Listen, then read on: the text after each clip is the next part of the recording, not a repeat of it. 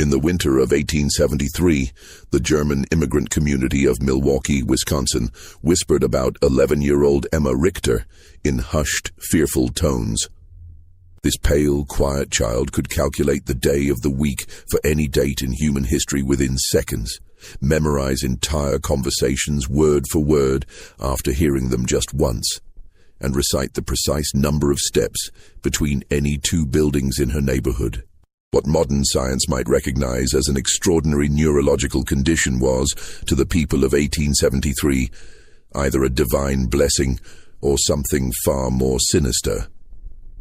But when Emma began using her remarkable abilities to reveal buried secrets, predict deadly accidents, and recite intimate details of crimes that supposedly no living person had witnessed, the community's amazement turned to terror.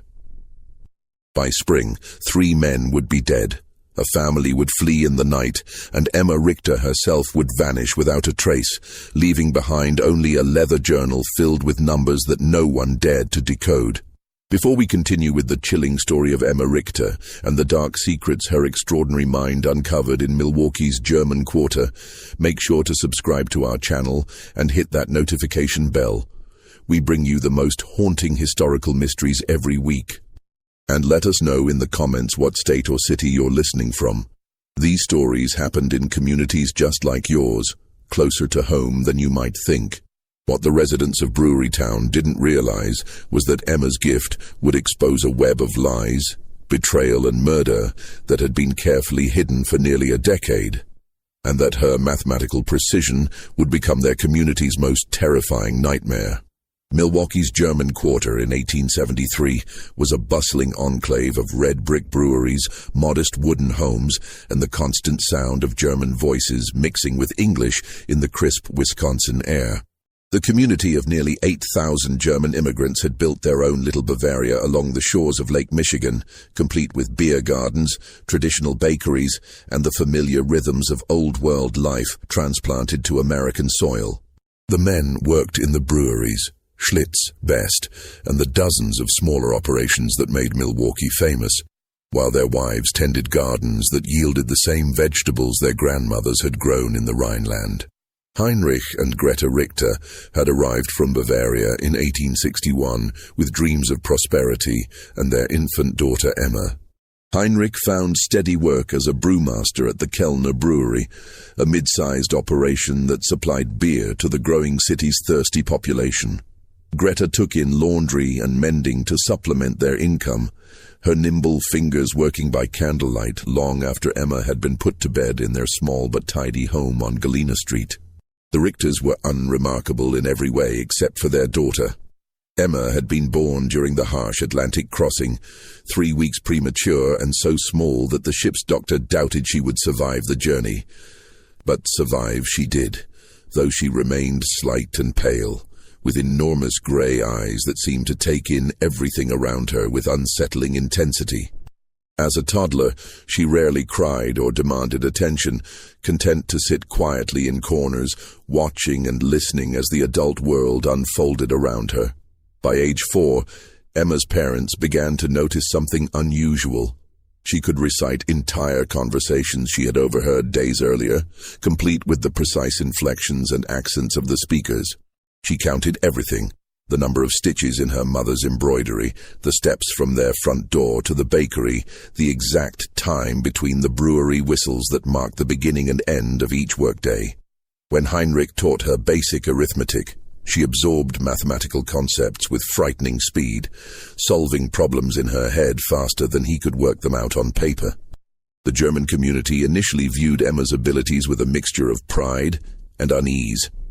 Old Mrs. Brennan, who claimed to remember the witch trials in her grandmother's stories, crossed herself whenever Emma's calculating grey eyes fixed on her. But Father Koller, the stout Bavarian priest who served their small Catholic parish, declared Emma's gifts to be a blessing from God, a child chosen to demonstrate divine wisdom in their New World community. The winter of 1872 had been particularly harsh, with temperatures dropping so low that Lake Michigan froze solid for the first time in a generation. The brewery workers huddled around coal stoves, their breath visible even indoors, while their wives struggled to keep their families warm and fed through the long, bitter months. It was during this isolated winter that Emma's abilities began to take on a darker character, though no one yet understood what was coming. Emma had developed the habit of sitting by the small window in their kitchen, watching the neighbors go about their daily routines with the same intense focus she applied to mathematical problems. She began to notice patterns, not just in numbers, but in human behavior. Mr. Kruger always walked to the brewery by the same route, taking exactly 247 steps, except on Wednesdays when he took a different path that required 284 steps. Mrs. Fisher hung her laundry in a specific sequence, but when her husband worked late at the mill, she changed the order completely. These observations might have been dismissed as the quirks of an unusual child, except that Emma began to vocalize her findings in ways that made the adults increasingly uncomfortable.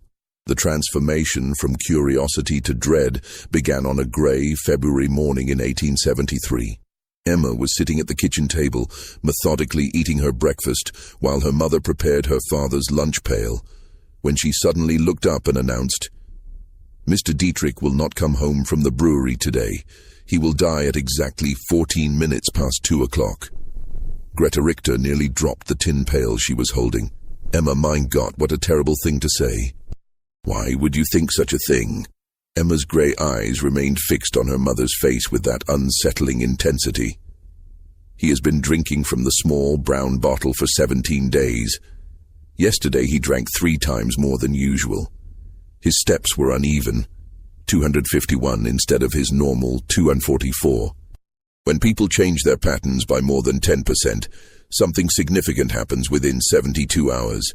Mr. Dietrich's pattern changed by 12%. The calculation is simple.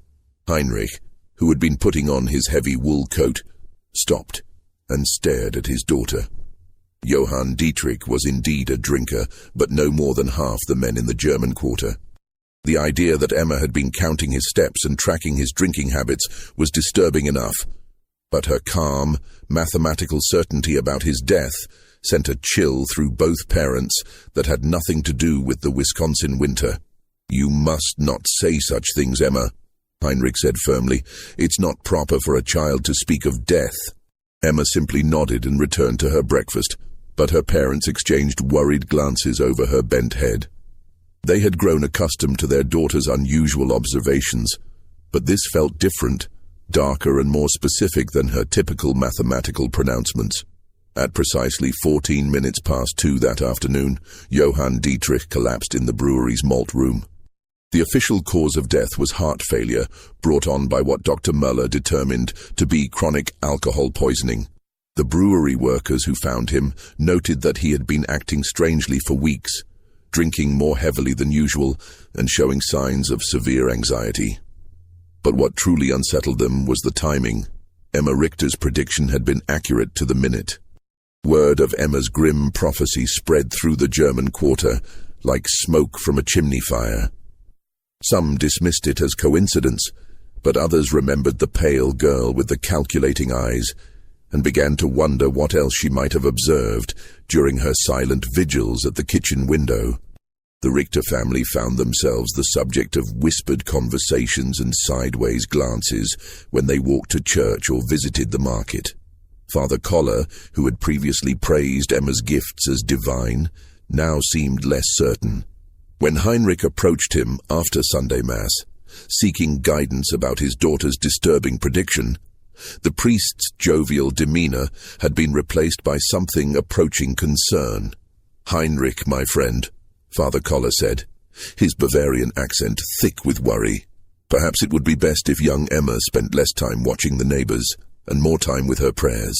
The Lord gives us gifts, yes, but sometimes the devil can twist even the most innocent abilities toward darker purposes." This suggestion troubled Heinrich deeply. He had always been a practical man, more concerned with the science of brewing than the mysteries of faith. But even he could not dismiss the unsettling accuracy of Emma's prediction. That evening he sat his daughter down for a serious conversation. "Emma, you must tell me the truth. How did you know about Mr. Dietrich? Emma looked at her father with those enormous gray eyes, her expression as calm and analytical as always.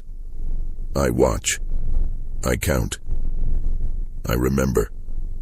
Mr. Dietrich's behavior changed in predictable ways. When someone increases their alcohol consumption by 37% over a 17-day period, while simultaneously reducing their food intake by approximately 20%, cardiac stress becomes inevitable. I calculated the most probable time of failure based on his age, weight, and observed symptoms. Heinrich felt his blood run cold. His 11-year-old daughter was speaking like a physician, or something far more troubling. But Emma, how could you know all these details about Mr. Dietrich's eating and drinking? I observe everything, Papa. Every day, every person, every pattern. Emma's voice remained matter-of-fact, but there was something in her eyes that made Heinrich deeply uncomfortable. Would you like me to tell you about the other calculations I've made? Heinrich quickly shook his head. He did not want to know what else his daughter had calculated about their neighbors' lives and deaths. But as he tucked Emma into bed that night, he couldn't shake the feeling that his family was standing at the edge of something much darker than a simple mathematical curiosity. The February snow continued to fall outside their small house, muffling the sounds of the German quarter and creating an insulated world where secrets could be hidden and observations could be made without detection. Emma lay quietly in her narrow bed, her mathematical mind processing the day's data and calculating probabilities that no 11-year-old should be able to comprehend, and certainly no 11-year-old should want to know. In the weeks following Johann Dietrich's death, the atmosphere in Milwaukee's German quarter shifted like the wind off Lake Michigan. Emma continued her daily observations, but now her parents watched her with growing unease as she sat by the kitchen window, her gray eyes tracking the movements of their neighbors with mechanical precision. The child who had once been their pride had become a source of deep, gnawing worry. The brewing community was tight-knit by necessity. The men relied on each other for work, their wives for companionship during the long winters, and their children played together in the narrow streets between the red brick buildings. But Emma had never quite fit into this social fabric. While other children played games and told stories, she preferred to sit alone, counting and calculating and watching the world around her with that unsettling intensity. Greta began to notice that Emma's observations were becoming more detailed and more disturbing. The child would mention casually that Mrs. Weber had been meeting secretly with Mr. Kellner behind the brewery on Tuesday afternoons for 6 weeks, or that the Schneider family had been burying something in their back garden every Sunday after church. When Greta asked how Emma could possibly know such things, the girl would simply explain that she had observed the patterns and calculated the probabilities. "People think they are being secret," Emma said one March morning as she methodically buttered her bread, "but they follow patterns just like numbers. Mrs. Weber always tells her husband she's visiting her sister on Tuesday afternoons, but she takes 127 steps to Mr. Kellner's house instead of 349 steps to her sister's. The Schneiders bury objects wrapped in cloth exactly 73 centimeters apart in a grid pattern. They believe no one is watching, but I am always watching." Heinrich had heard enough. That evening, after Emma was asleep, he spoke seriously with his wife about their daughter's increasingly troubling behavior. "Greta, this cannot continue. Emma is becoming unnatural. Children should not observe such things, and they certainly should not speak of them so coldly." Greta nodded, her hands trembling as she mended one of Heinrich's work shirts. "I'm frightened, Heinrich. Not of Emma, but of what people will think. Already the neighbors look at us strangely. Mrs. Brennan crossed the street yesterday when she saw me coming, and Father Koller. He has not visited us since Johann's death." Their fears proved justified when, 3 days later, Emma made another of her mathematical announcements. She was helping her mother prepare dinner when she suddenly stopped peeling potatoes and looked up with that familiar calculating expression. "Mrs. Weber will be discovered tomorrow at 11:30 in the morning. Her husband will find her with Mr. Kellner in the brewery office. There will be violence." Greta dropped her paring knife. "Emma, 9. You must not say such things." But Emma continued with the same mathematical certainty she applied to her arithmetic lessons. "Mrs. Weber has been arriving at the brewery 7 minutes earlier each week for 6 weeks. Mr. Kellner has been staying 33 minutes later each day. Tomorrow, Mr. Weber will return from his delivery route 47 minutes early because his horse is developing lameness in her left front leg. I have observed her gait deteriorating for 11 days. The convergence of these 3 variables makes discovery inevitable." Heinrich, who had been listening from the doorway, felt his chest tighten with dread. His daughter was not just observing their neighbors, she was predicting their futures with terrifying accuracy. "Emma, how do you know about Mr. Weber's horse?" "I count her steps when she passes our house. On March 1st, she favored her right legs 53% of the time. Today it was 68%. Tomorrow the lameness will be severe enough to slow the delivery route by 47 minutes, causing Mr. Weber to return early." The next day unfolded exactly as Emma had calculated. Wilhelm Weber discovered his wife Anna in a compromising position with brewery owner Ernst Kellner. The confrontation that followed left Kellner with a broken nose and 3 cracked ribs, while Anna Weber was beaten so severely that Dr. Müller had to be summoned. The scandal rocked the tight-knit German community, but what disturbed people even more was the growing realization that little Emma Richter had somehow predicted the entire sequence of events. Word spread quickly through the neighborhood. The pale girl with the mathematical mind had not only predicted Johann Dietrich's death, but had also foreseen the Weber-Kellner scandal with unsettling precision. People began to whisper about the strange child who sat at her window, watching and calculating and somehow knowing things that no child should know. The Richter family found themselves increasingly isolated. Former friends avoided them at church. Children were forbidden from playing near their house, and even the shopkeepers in the German quarter began to treat them with barely concealed suspicion. Heinrich's position at the brewery became tenuous. His fellow workers viewed him with unease, and Ernst Kellner, still recovering from his beating, made it clear that the Richter family was no longer welcome at company social events. But Emma seemed oblivious to the growing hostility around her. She continued her daily observations, her mathematical mind processing data and calculating probabilities with mechanical precision. She began keeping a leather journal, filling its pages with numbers, dates, and observations that her parents dared not read.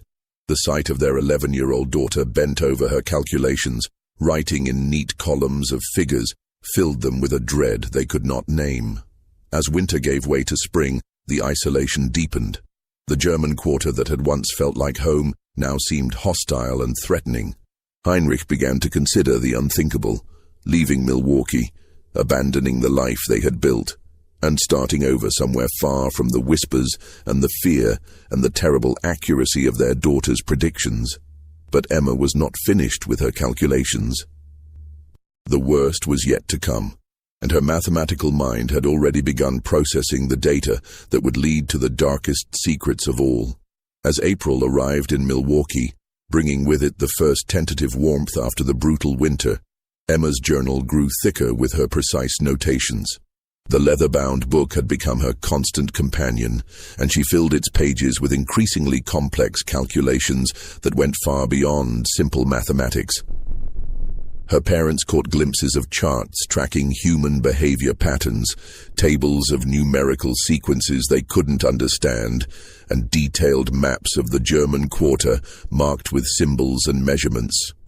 The community's fear of Emma had begun to manifest in more concrete ways. Children were forbidden from walking past the Richter house, shopkeepers served the family quickly and without conversation, and even Father Koller had begun limiting his interactions with them to formal church services.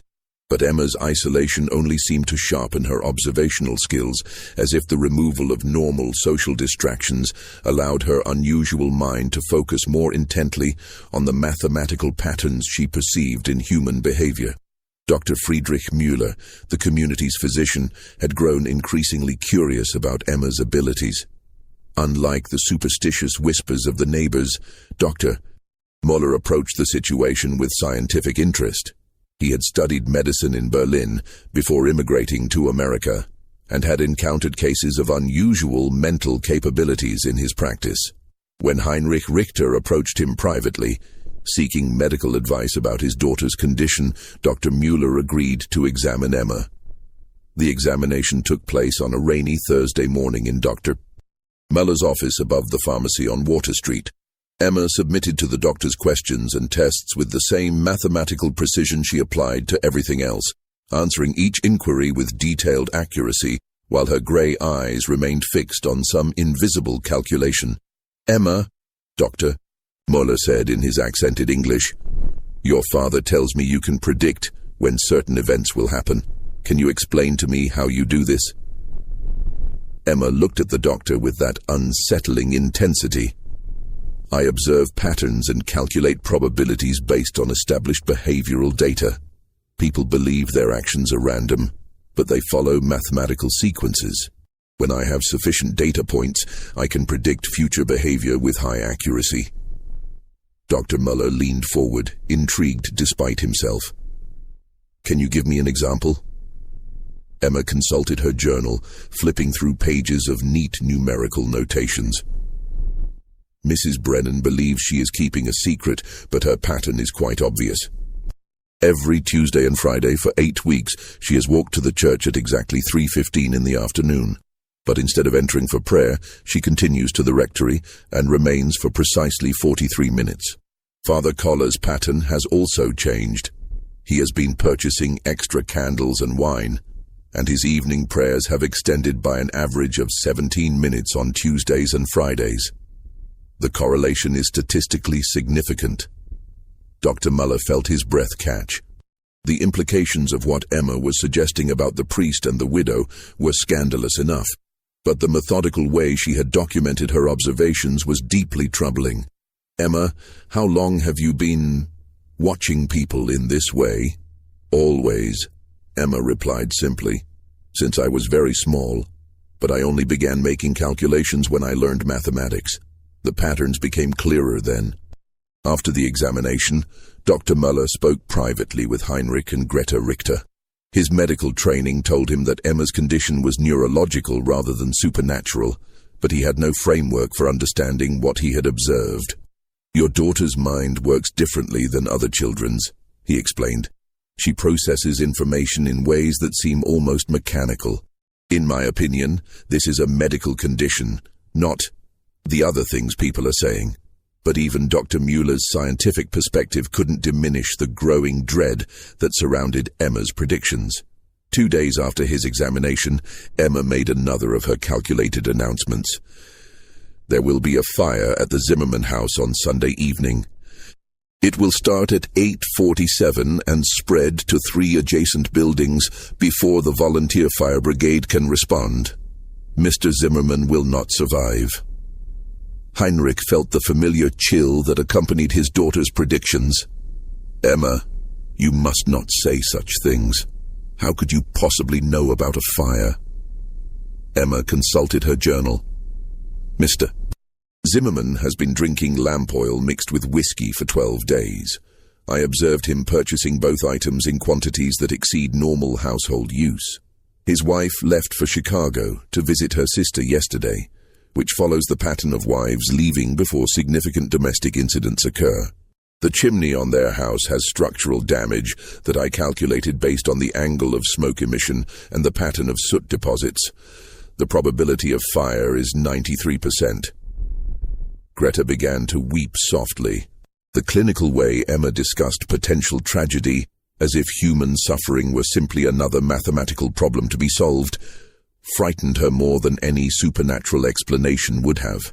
This was her child, but she no longer recognized the cold precision in Emma's voice or the mechanical way she processed human pain. Heinrich made a decision that would haunt him for the rest of his life. He decided to warn Franz Zimmermann about Emma's prediction, hoping that preventive action might save a life and perhaps demonstrate that his daughter's calculations could be used for good rather than simply predicting disaster. He found Zimmermann at the brewery Saturday evening, stumbling drunk and reeking of the lamp oil Emma had mentioned. Heinrich's warning was met with belligerent laughter and crude jokes about the devil child who thinks she knows everything. But something in Heinrich's desperation must have penetrated Zimmerman's alcoholic haze, because he promised to be extra careful with the lamps. Sunday evening arrived with unseasonable warmth and a dry wind from the west. At exactly 8:47, flames erupted from the Zimmerman house. The fire spread with terrifying speed, consuming not just the original building, but 3 adjacent homes before the volunteer fire brigade could mount an effective response. Franz Zimmerman's body was found in his kitchen, where he had apparently fallen while trying to extinguish flames that had spread far beyond his ability to control. The accuracy of Emma's prediction, down to the exact minute, sent shockwaves through the German quarter. Heinrich's attempt to warn Zimmerman had been witnessed by several brewery workers, and word spread quickly that Emma had predicted not just the fire, but its precise timing and consequences. The community's unease transformed into open fear, and the Richter family found themselves completely ostracized. But for Emma, the fire was simply another data point to be recorded in her journal. She noted the correlation between her prediction and the actual event, made adjustments to her calculations based on the observed variables, and began processing new patterns with the same mechanical precision that had made her prediction possible in the first place. The worst part was that she was not finished calculating. The days following the Zimmerman fire transformed the German quarter into a place of whispered fears and sideways glances. Emma's prediction had been too precise, too detailed, and too accurate to be dismissed as coincidence. 3 families, the Brauns, the Kohlers, and the Steiners, had lost their homes in the blaze, and the community was struggling to house the displaced families while trying to process the unsettling reality of Emma's mathematical prophecies. Heinrich found his position at the brewery had become untenable. His fellow workers avoided him. Conversation stopped when he entered a room, and Ernst Kellner, still bearing the marks of Wilhelm Weber's attack, made it clear that the Richter family's presence was no longer welcome in any brewery social functions. The mathematical precision of Emma's predictions had transformed their daughter from a curiosity into something the community feared to name. Emma herself seemed unaware of the growing hostility around her. She continued her daily observations, filling page after page of her leather journal with calculations that grew increasingly complex and disturbing.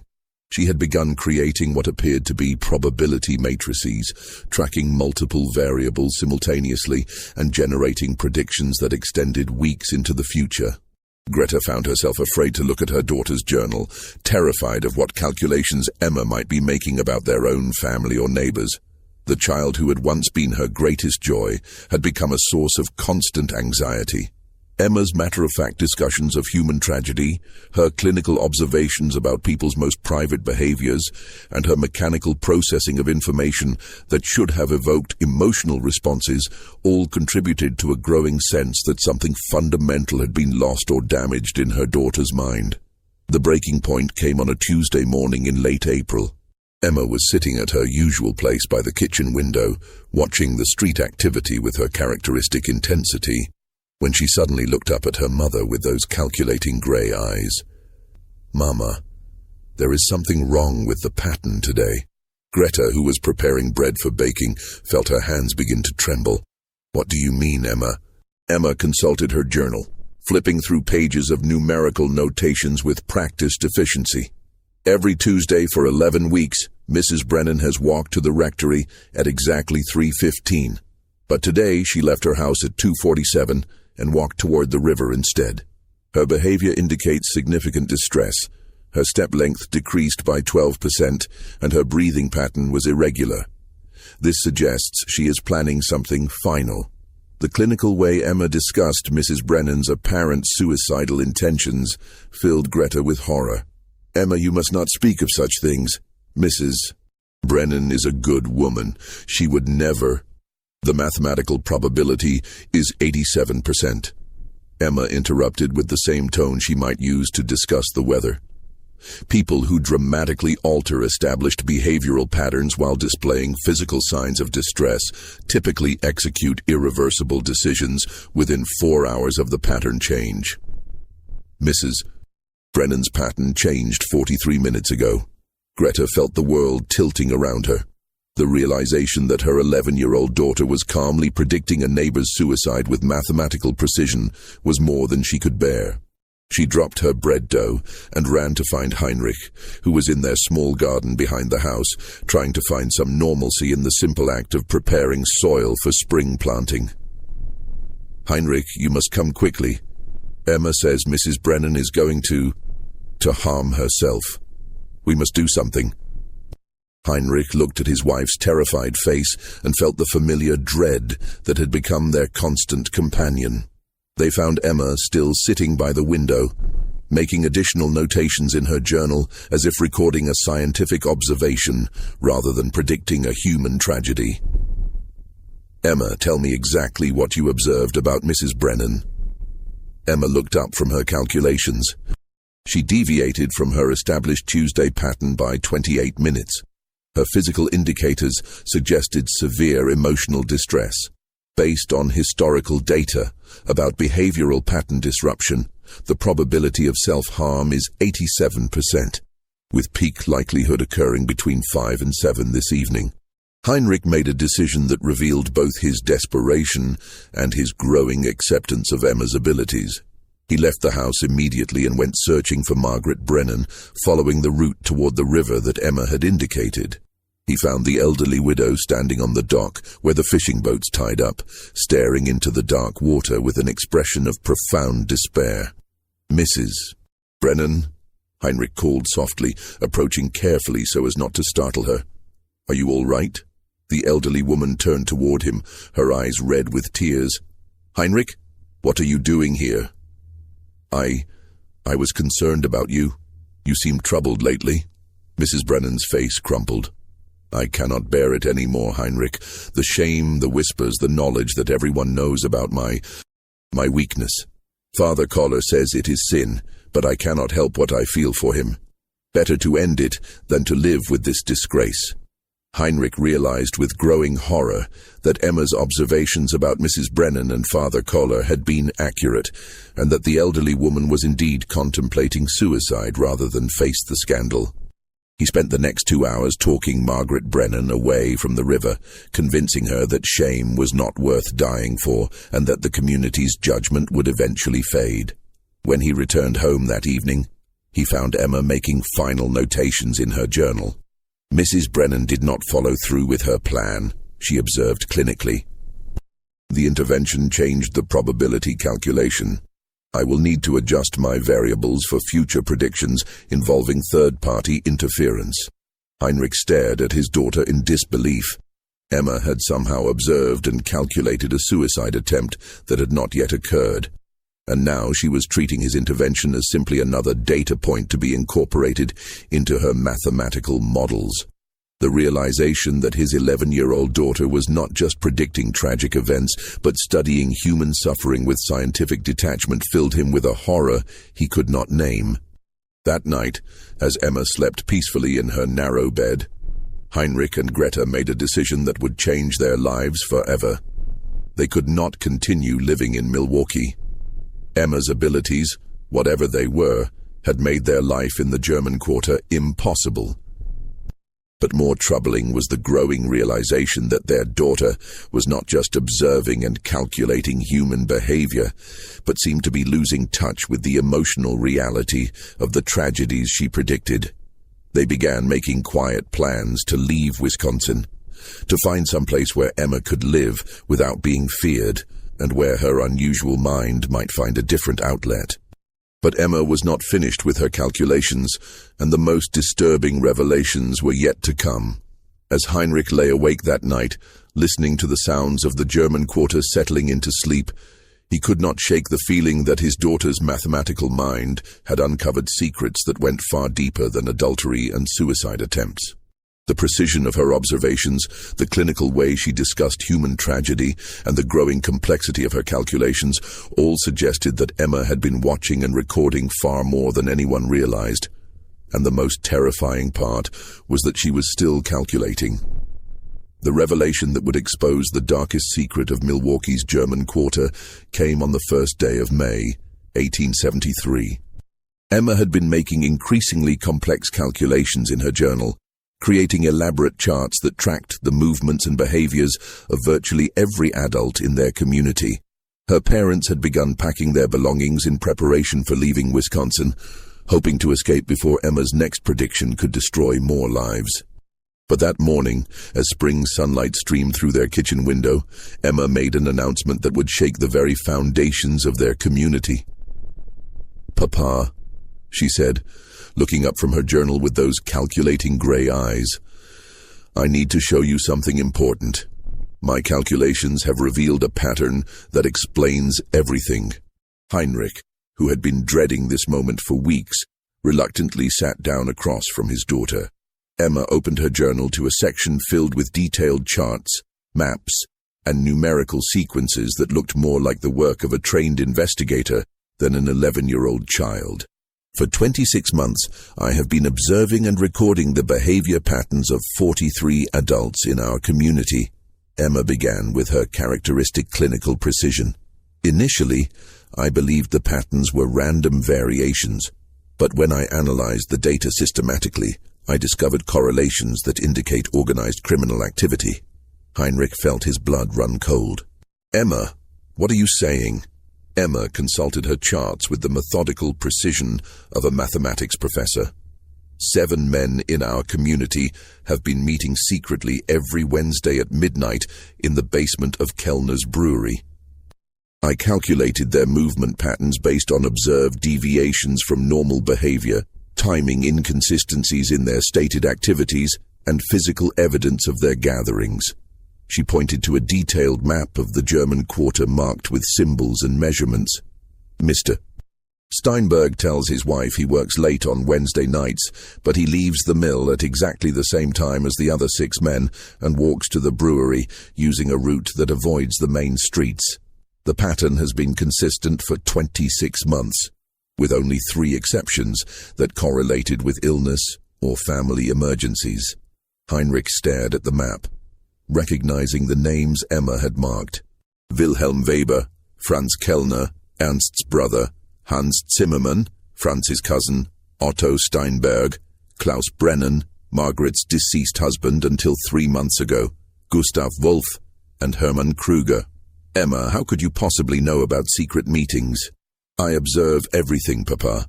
Every night, every movement, every deviation from established patterns." Emma turned to another page filled with numerical calculations. "But the meetings are not the most significant discovery. My calculations indicate these 7 men have been involved in systematic theft from the brewery operations, with estimated losses of approximately $47,000 over 26 months. Heinrich's hands began to tremble. The sum Emma mentioned represented more money than most families in the German Quarter would see in a lifetime. "How could you calculate such a thing?" Emma's explanation was delivered with the same mathematical precision she applied to all her observations. "I noticed discrepancies between the reported beer production figures and the actual output I calculated based on observed deliveries, ingredients purchased, and waste disposal patterns. The difference indicated systematic theft, but I needed to identify the perpetrators." She pointed to detailed charts tracking the behavior patterns of the 7 men. These individuals all showed consistent patterns of increased spending that did not correlate with their reported incomes. Mr. Weber purchased new furniture worth approximately $300. Mr. Steinberg sent money to relatives in Germany. I observed him at the post office 12 times with packages too large for normal correspondence. The pattern was consistent across all 7 men. Heinrich realized he was looking at evidence of a criminal conspiracy that his 11-year-old daughter had uncovered through her obsessive observations and mathematical analysis. But Emma was not finished with her revelations. The theft operation required inside knowledge of brewery security and access to the financial records. Emma continued, "My calculations indicated the involvement of someone in management. The patterns pointed to Ernst Kellner himself as the organizer of the theft ring. The final piece of Emma's revelation hit Heinrich like a physical blow. Ernst Kellner, the brewery owner who had been gradually freezing them out of the community, was allegedly the mastermind of a major theft operation involving 7 men from their neighborhood. The precision of Emma's analysis, the mathematical certainty of her conclusions, and the detailed evidence she had compiled through months of observation all pointed to a truth that was both incredible and terrifying. "Emma, these are very serious accusations. Are you certain of your calculations?" Emma consulted her journal one final time. "The mathematical probability is 96%. But Papa, there is something else. Something that explains why Mr. Kellner has been trying to isolate our family from the community." Heinrich felt his chest tighten with dread. "What do you mean?"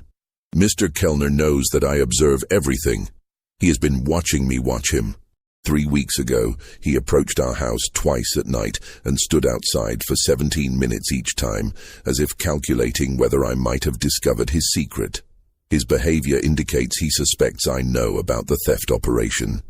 The realization that Emma's mathematical abilities had not only uncovered a criminal conspiracy, but had also made her a target filled Heinrich with a terror he had never experienced.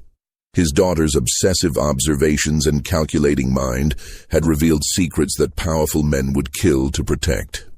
Emma closed her journal and looked at her father with those unsettling gray eyes. "Papa, my calculations indicate that we are in significant danger. Mr. Kellner and the others cannot allow me to continue making observations. The mathematical probability of them taking action against our family is 84%, with peak likelihood occurring within the next 72 hours. Heinrich understood that Emma's final prediction was not about fire or suicide or adultery, but about their own family's survival. Her mathematical mind had uncovered a truth that made their continued existence in Milwaukee impossible, and the men she had exposed would not hesitate to eliminate the one witness who could destroy them all. That evening, Heinrich made a decision that would save his family's life.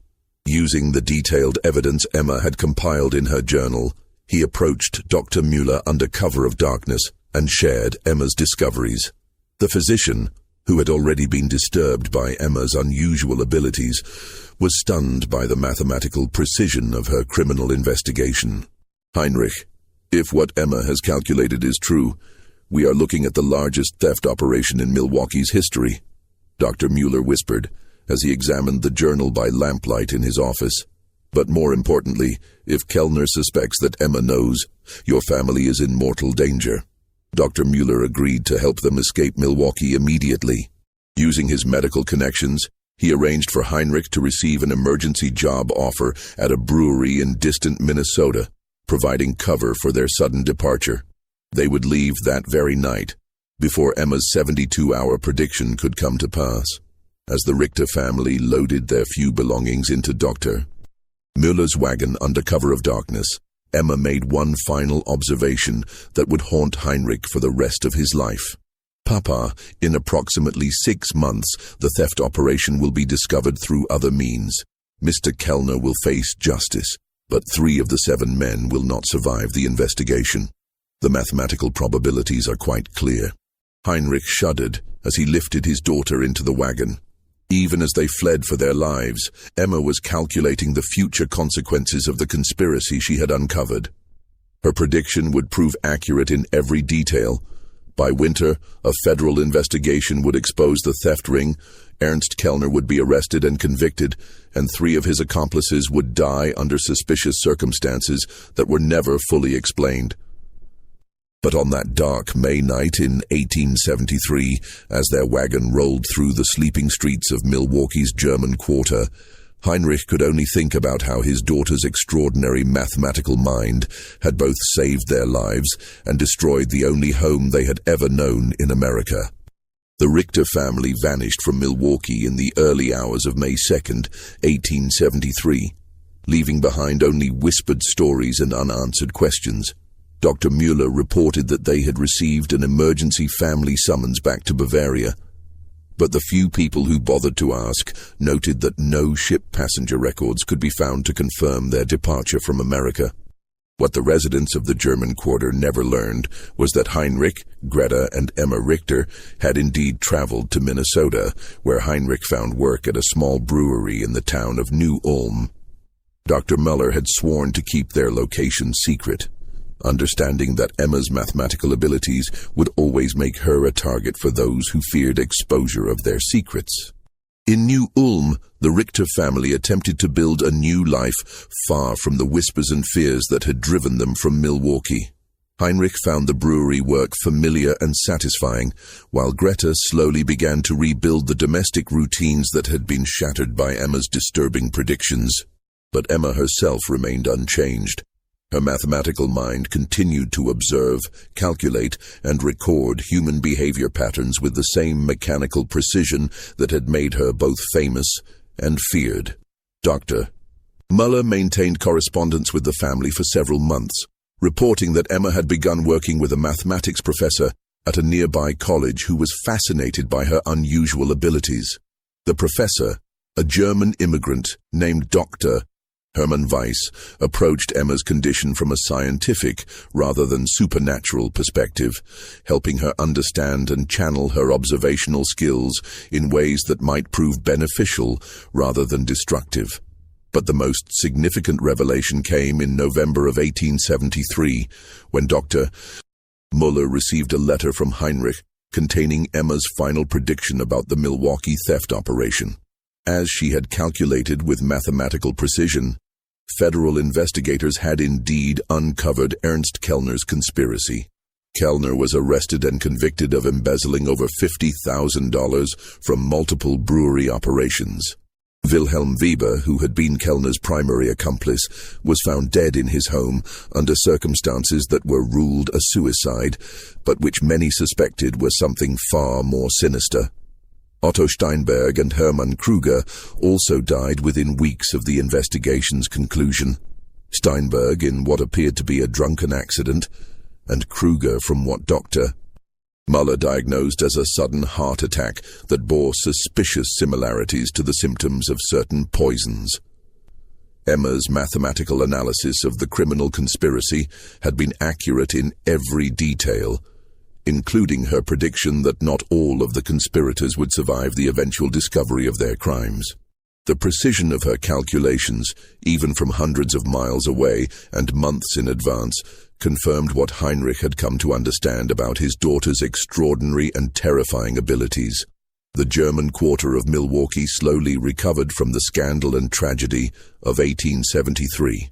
The brewery theft investigation brought unwelcome attention from federal authorities, but it also exposed a level of corruption that had been quietly damaging the community for years. New families moved into the houses left empty by death and departure, and the tight-knit community gradually rebuilt itself around more honest foundations. But the story of Emma Richter, the pale girl with the calculating gray eyes who could predict death and expose secrets through mathematical observation, became part of the neighborhood's whispered folklore. Parents used her story to warn their children about the dangers of knowing too much, while adults quietly wondered what other secrets might be hiding behind the ordinary facades of their neighbors' lives. Father Koller, who had initially blessed Emma's abilities as divine gifts, later confessed to Dr. Muller that the girl's mathematical predictions had shaken his faith in ways he could not explain. The priest had begun to question whether some knowledge was too dangerous for human minds to possess, and whether Emma's condition represented a blessing or a curse that had been visited upon their community. Just when we thought we'd seen it all, the horror in Milwaukee's German quarter intensifies. If this story is giving you chills, share this video with a friend who loves dark mysteries, hit that like button to support our content, and don't forget to subscribe to never miss stories like this. Let's discover together what happens next in the most disturbing historical cases America has to offer. Dr. Muller's final letter to the Richter family was written in the spring of 1874, nearly a year after their departure from Milwaukee. In it, he reported that the German quarter had largely returned to normal, but that Emma's story continued to circulate in whispered conversations among the older residents. He also shared a disturbing development that had emerged during the federal investigation of the brewery theft. Government investigators had discovered that Emma's journal, which Heinrich had left with Dr. Müller as evidence, contained mathematical calculations that extended far beyond the immediate criminal conspiracy. Emma had apparently been tracking and analyzing behavioral patterns throughout the entire German immigrant community, creating detailed profiles of dozens of families and predicting future events with remarkable accuracy. The federal investigators, trained in criminal analysis, were both impressed and disturbed by the sophistication of Emma's observational methods.